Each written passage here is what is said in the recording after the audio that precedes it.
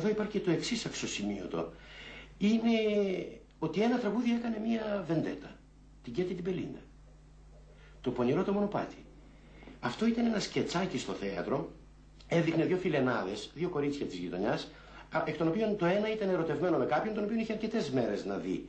Λοιπόν, έστειλε τη φιλενάδα της να μάθει τι έγινε, γιατί δεν ήρθε ο καλός της, ας πούμε. Και γυρίζει η φιλενάδα και της λέει ότι αυτός αγάπησε κάποια άλλη και θέλει να διακόψει μαζί της. Και αυτή, ας πούμε, σε κλάματα και σε αυτά, ας πούμε, άρχισε και έγραφε το τραγούδι «Μες στη ζωή οι δρόμοι ανοίγονται σωρό», το οποίο τραγουδούσε κιόλας και ήταν γραφή και ήχος μαζί.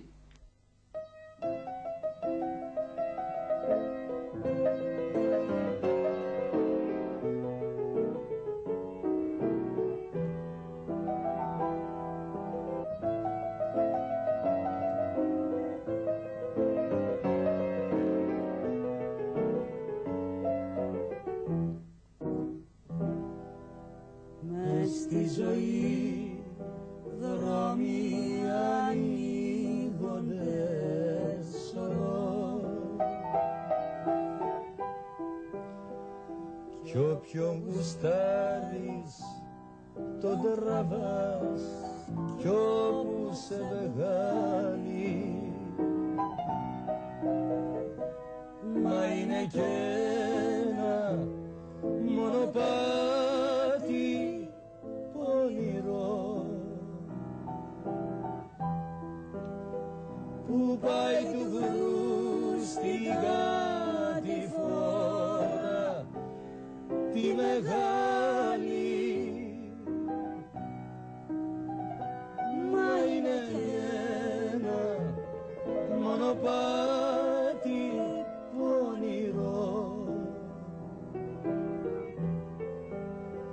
που πάει του γρου στην κατηφόρα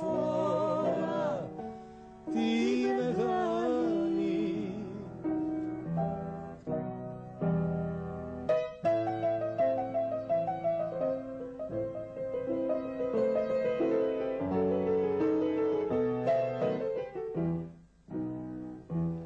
Εκεί ξεχνάει ο Θεός για να σε δει.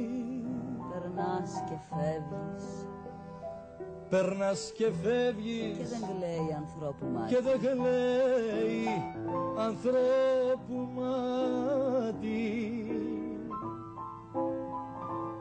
Ένα σκουπίδι παραπάνω δηλαδή. Μες στη ζωή στο πονηρό το μονοπάτι,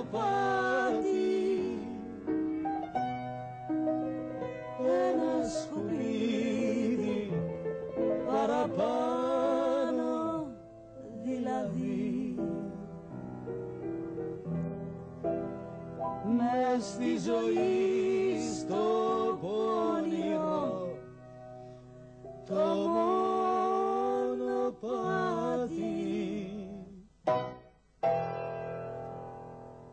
Στην ορχήστρα που έπαιζε αυτά τα κοντορεμπέρικα τραγούδια, κύριε Μουζάκη,